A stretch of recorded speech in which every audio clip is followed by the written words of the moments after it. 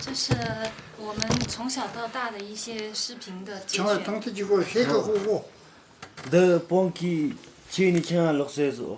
这是在成都的家里面，他自己看电视。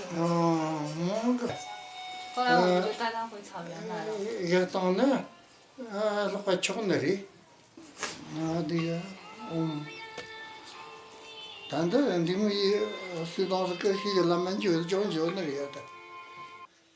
达扎活佛听了格林的不幸身世，观看了格林从小到大的部分影像，深受感动，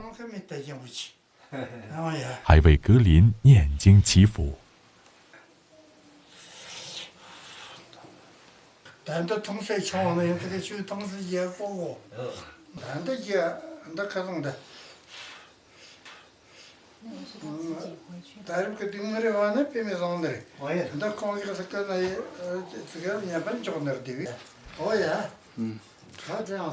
我们替小格林，谢谢你。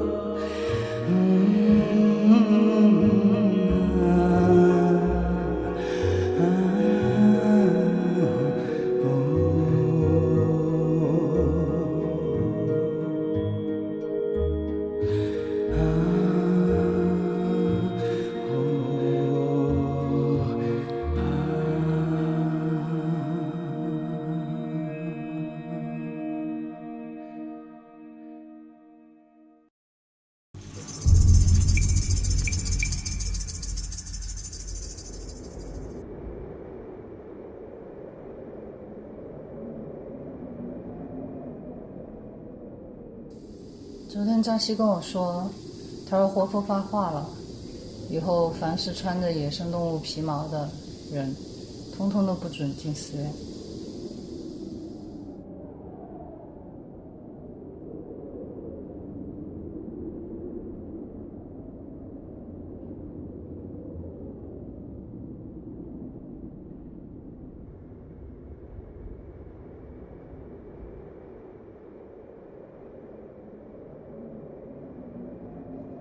严冬的脚步加深，猎物越来越难找了。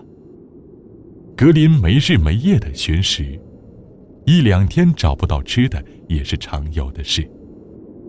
实在饿坏了，就分支点唯一他们的干粮。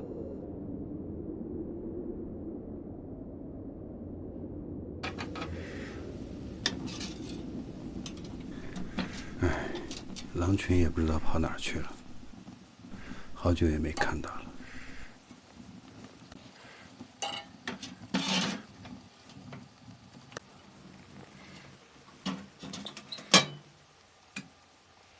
只剩一箱压缩饼干了，有干粮吊着就不错了。每天只能一块儿，不知道啥时候才能等到狼群。我知道，我也担心这个。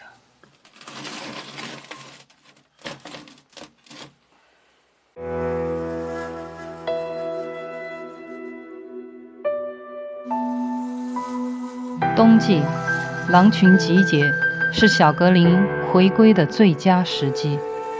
如果错过这个冬季，狼群再要接纳成年的格林几乎不可能了。如果不能重返狼群，格林的一生也就毁了。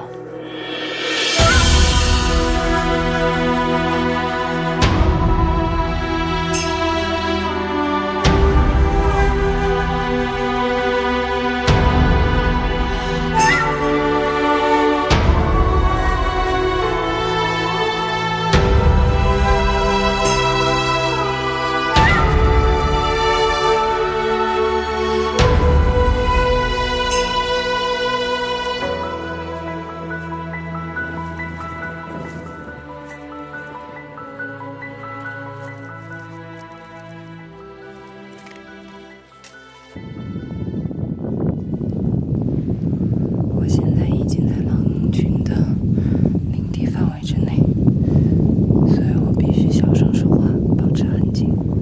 又发现狼洞了，原来他们搬到这儿来了。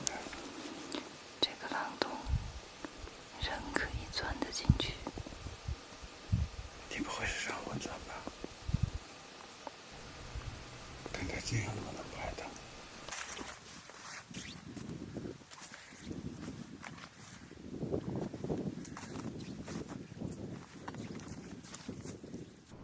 不行不行，让格林上。格林，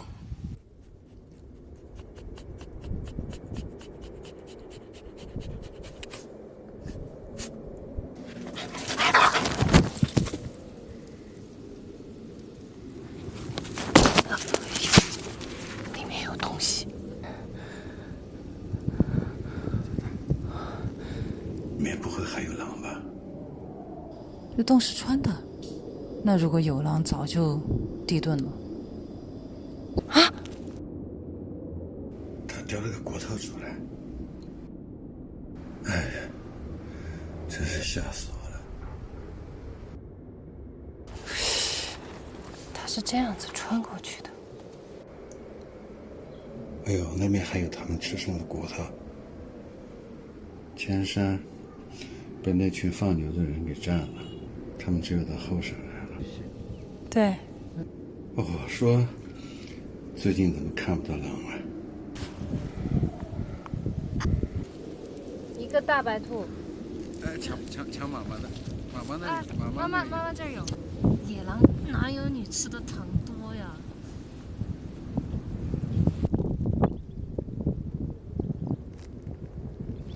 人家才不吃你那个嘞！啊，这舔够了，你不吃？伯伯，来这儿看看。他抢。他不爱吃那个。哎，这个不是你的，不是你的，这是妈妈的。不行，干肉先给他吃。在哪儿？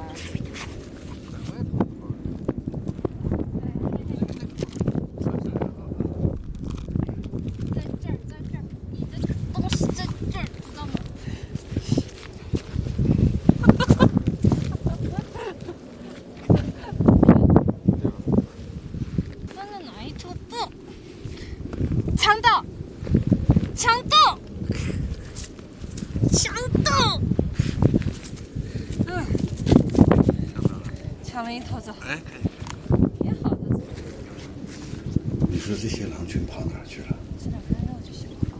说不定那一只正在暗处看着我们呢。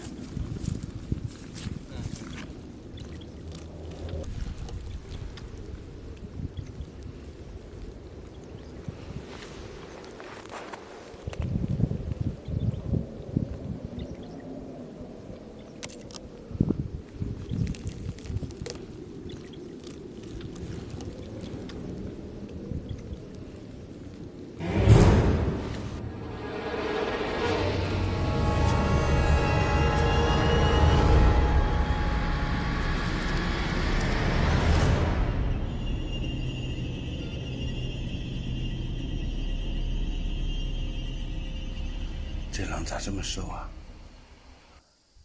没吃的了呗。等到他们饿不过去的时候，就团结起来打牦牛了。反正横竖是死，狼也不会选择饿死的。看不到了，看不到了。现在翻过山梁了，知道他们在这儿就放心了。到处是围栏，这儿也是，这也是，我们都翻了3座围栏。后面还有4座。这就是狼群最后的栖息地了。离去。他们也没地方可去了。好的。有狼，就会有草原，草原就会有希望。希望能保住最后的一点点栖息地。走吧。慢了，来了。你跟围栏比一下，围栏有多高有1.6米以上了吧？1.6米几了，高。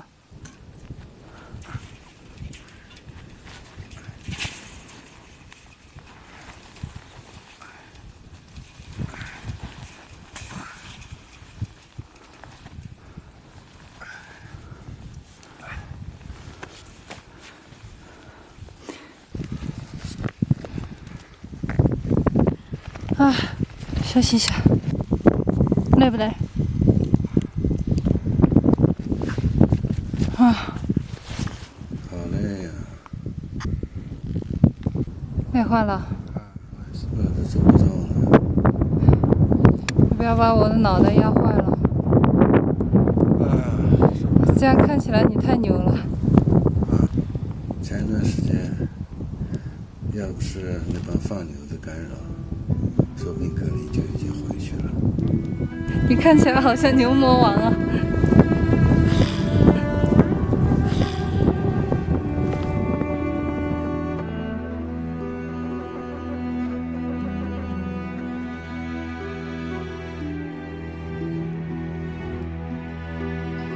快点起来了吧，牛人！咱们得坚持牛到底。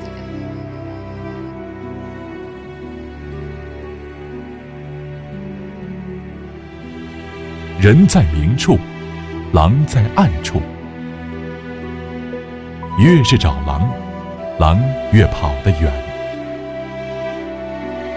经过分析，这种方法找狼，很可能会干扰到狼群冬季的正常集结。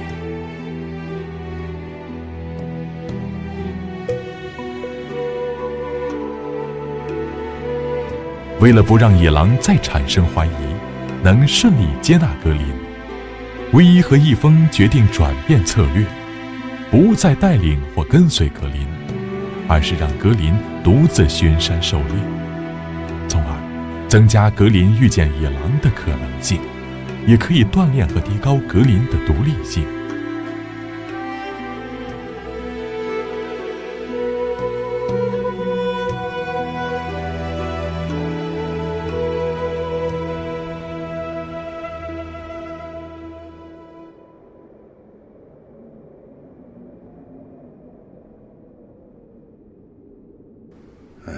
这么冷的天，野生动物都被人们打光了，你说狼群都吃啥呀？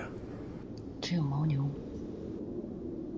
这么大一群牦牛就在狼的院子里面转悠，我看着都流口水，狼能忍得住？你娃不上山入伙，下材料了。我就等他们集结。超市。那你就放在炉子边上等它化嘛。我才画了一个眼，看到没？那个眼儿就是倒热水的眼儿。挺好看的，跟冰灯似的。把它改成一个灯吧，还吹不灭。哇，快看，快看，过来看。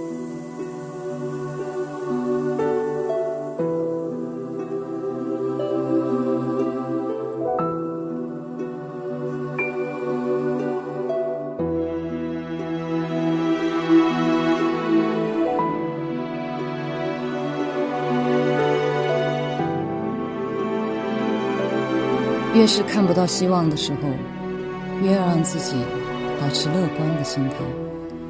如果我们改变不了现实，至少我们可以改变看待事物的心情。如果没有这些苦中作乐的时光，看不到平凡事物的美好一面，我们可能早就被日积月累的失望给击垮了。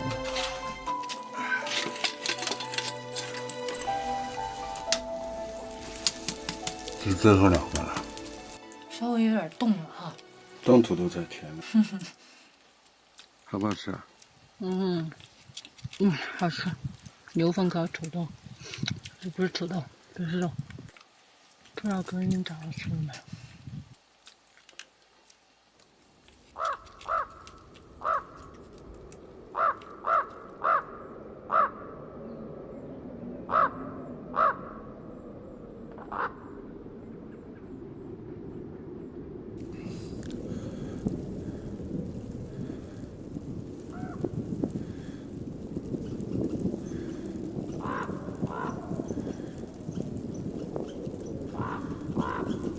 这小子鬼鬼祟祟的在干啥？去看看。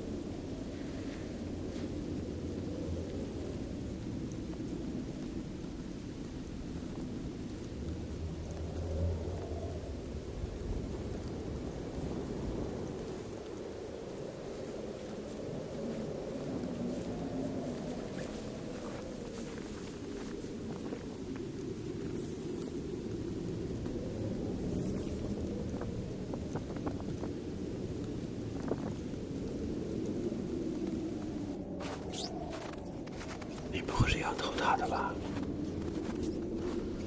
这样不行，真的不行。被他发现怎么办？进屋再说，进屋再说。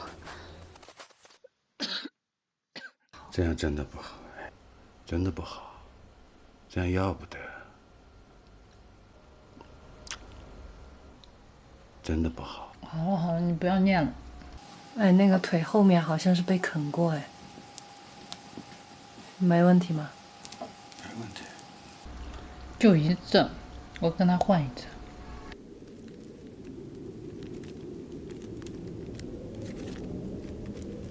2块够不够？马上了。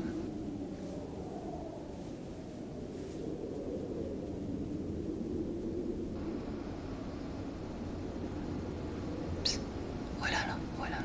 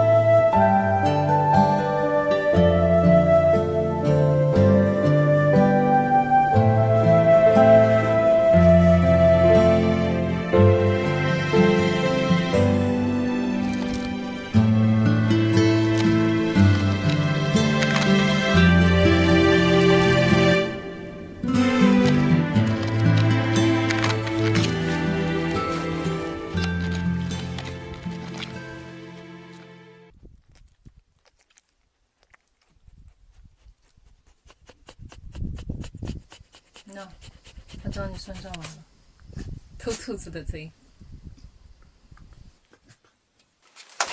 哎呦，我只有一压缩饼干了，这个可不是我干的啊，都是你妈的主意啊。别那么没担当哈。以后还你一只更大的。把老爸的衣服穿走了。哎，怎么脱的？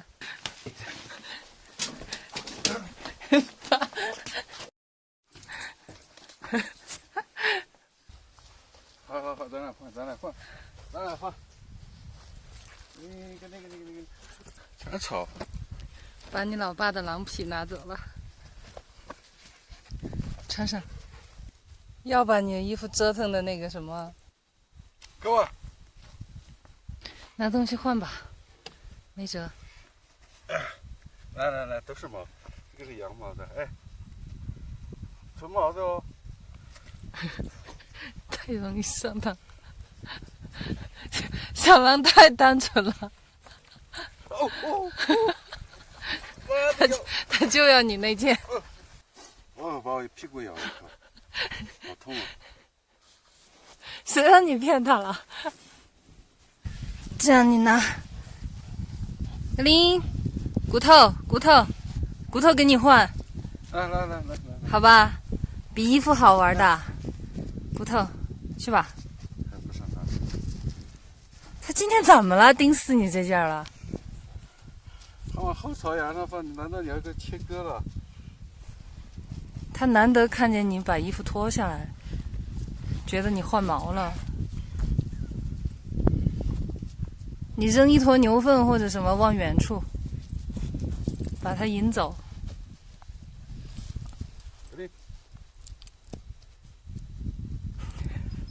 他不敢，他不上当，因为你刚才骗了他，干脆你也在他屁股上咬一口嘛，这样你们俩就扯平了。还不痛？打屁股，不干。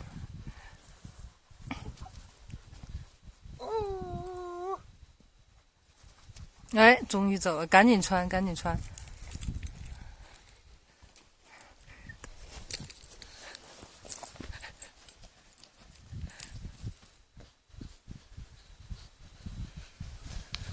哇，力量之大！小时候我钓过狼，用老鼠钓狼。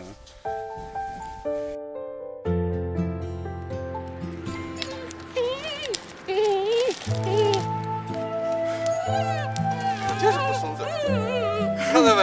这就是狼的精神。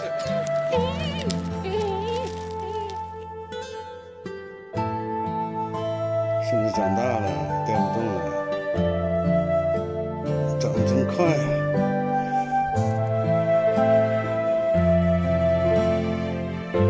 你小心它的牙，会不会拽掉？一会儿一拽，整副假牙下来了。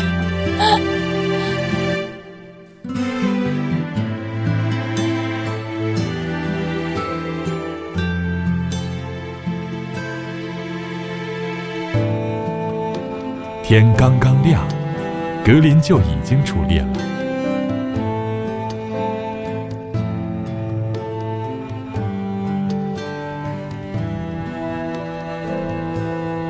蜜蜂很是歉疚，又在格林藏兔子的地方埋下了一些干粮，但是接连几天雪窝子都再没被动过。按狼的习惯，藏食时候非常警惕，绝不泄露天机。藏食点一旦被发现，就绝不会再用了。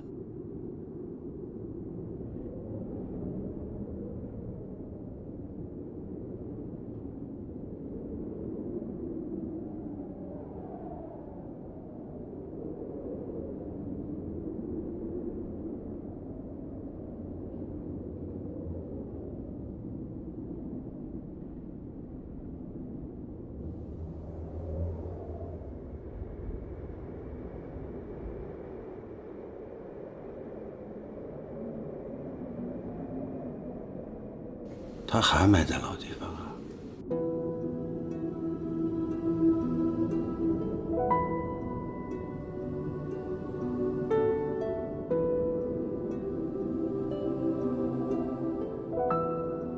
他知道我们也饿。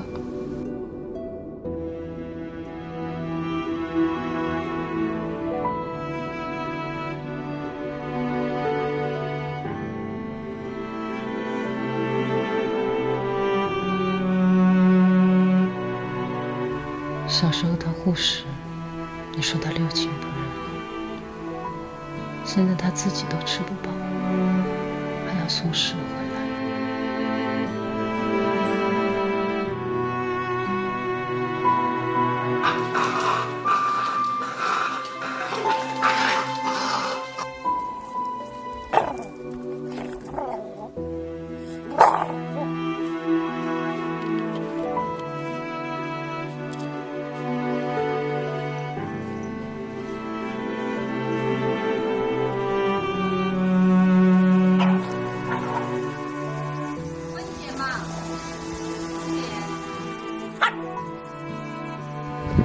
强斗，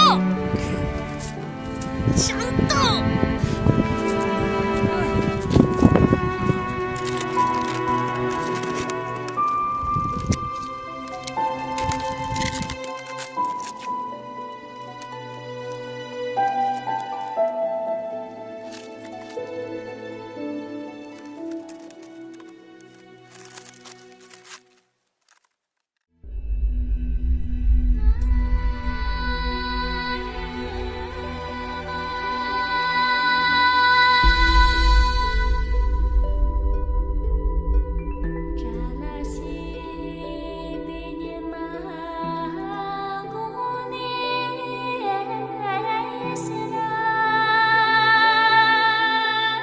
其实拍这一段，我作为一个摄影师来讲，这真是上天赐予的一段，也不可再现的。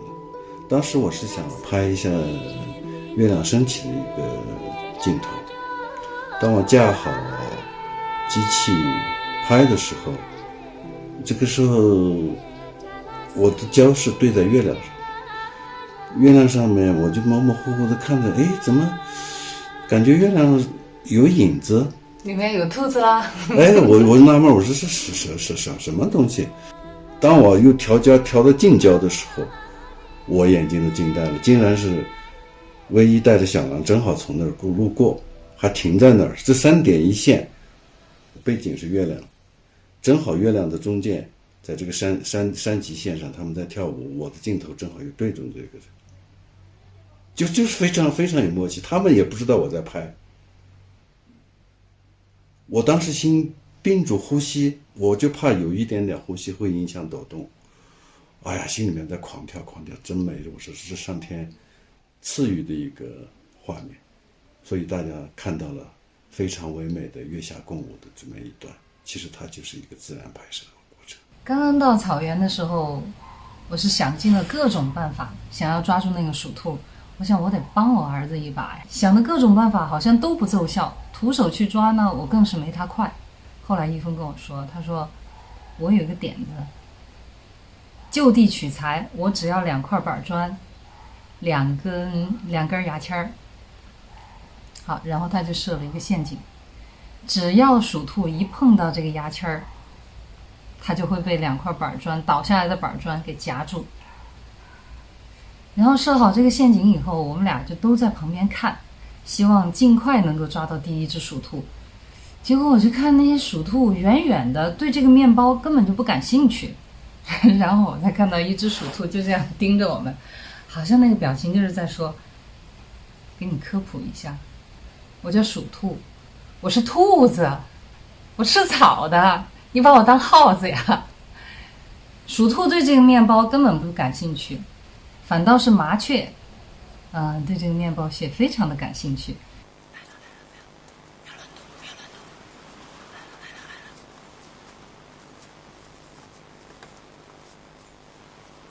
我们常说鸟为食亡，但是我发现我低估它们了，刚到草原就被麻雀给秒杀了。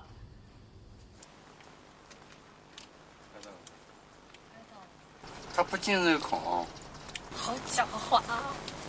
我们自以为设计的非常非常好的一个板砖夹麻雀的一个陷阱，结果麻雀就在旁边观察了一下以后，马上就识破了这个陷阱的机关在哪儿，然后根本不去碰这个机关，甚至它破坏掉这个机关，你根本待不住它。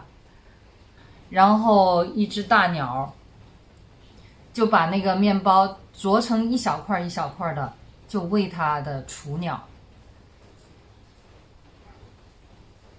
啊，当时我们看到做鸟也不容易啊。虽然我们没能抓住麻雀，但是这件事儿却给了格林一点启发。到了冬天的时候，到处都找不到吃的了，麻雀也是肉啊。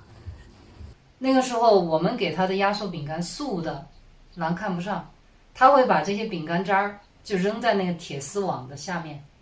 他所占的就是埋伏、突袭，天下武功，唯快不破。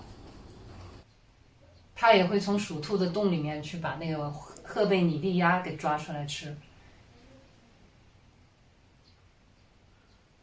我想起来我们在那个草原上住着的时候住的那个小房子，我经常做梦的时候都会回到那个小房子里面去。就是我们屋檐下有很多的鸟嘛，在那儿筑窝，因为冬天就只有我们那个小屋最暖和一点，房顶到这个天棚之间它有一个夹层，这个夹层呢又暖和又避风又避雨，而且还有中央供暖。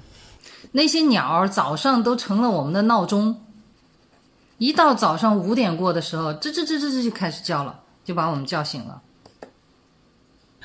我还记得有一天我们一峰正在那个边喝茶边整理那个拍摄的一些东西吧，还是正在看什么资料，然后突然有一只鸟就掉下来了，从那个顶棚上面掉下来，就掉在我们的杯子里面，把我们都吓一跳。哎，这个鸟一掉下来了以后，咦，水还是温热的，还挺舒服，然后他就顺便洗了个澡。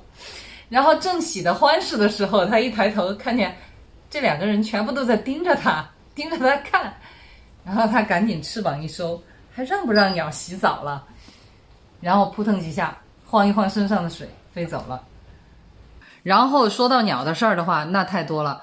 我们在小屋的旁边就用一个帐篷支在那个坑上面，就修了一个厕所。有一天我就发现那个厕所那个帐篷怎么在动呢，然后我再走进去一看的时候，我就发现这只鸟就在里面扑腾，它出不来。到底是从哪儿进去的？然后这一只赫贝拟利鸭它应该是一只幼鸟，它就在那个帐篷里面就挣扎着急出不来。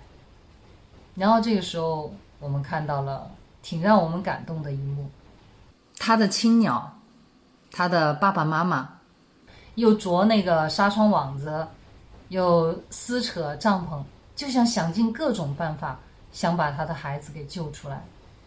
一只大鸟在撕扯那个帐篷，然后一只大鸟呢就在旁边就找一些吃的，给这个小鸟从那个纱窗洞里面就把这些吃的东西给它塞进去，就好像在安慰他，孩子你别着急，爸爸妈妈都在救你。一直就没有放弃，一直就想要救他。草原上哪怕一个很微小的生命哈，他都在为生存为活着而努力。我们放了这只鸟以后，这只鸟它就一直在那个围栏上，还有在我们的那个小屋周围，它就打转。我们对它们的友善，它们也会回报我们以友善。这些鸟它还来扑窗户来报警，有几次呢我们就发现它们扑窗户的时候就是发现狼来了。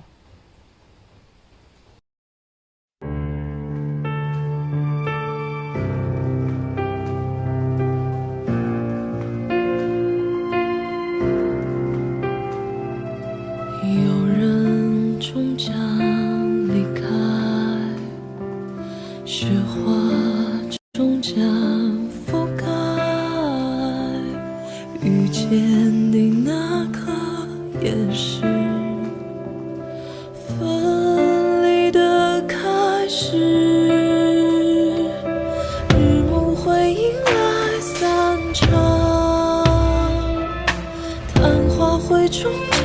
绽放，盛开那刻是消失的开始，遗憾堆砌成莫忘。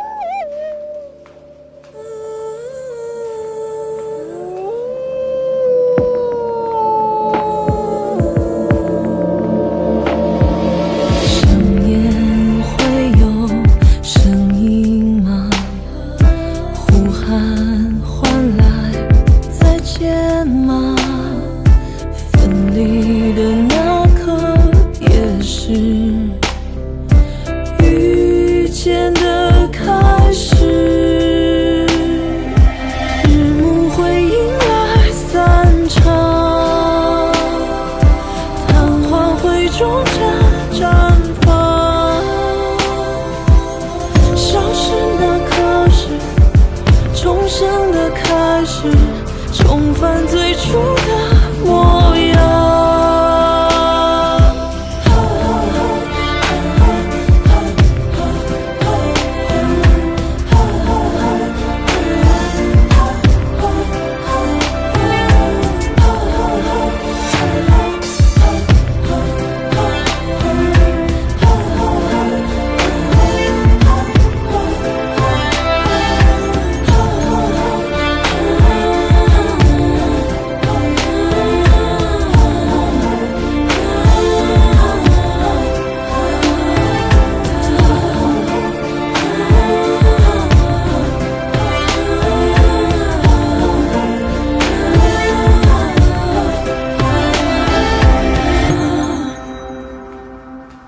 有人终将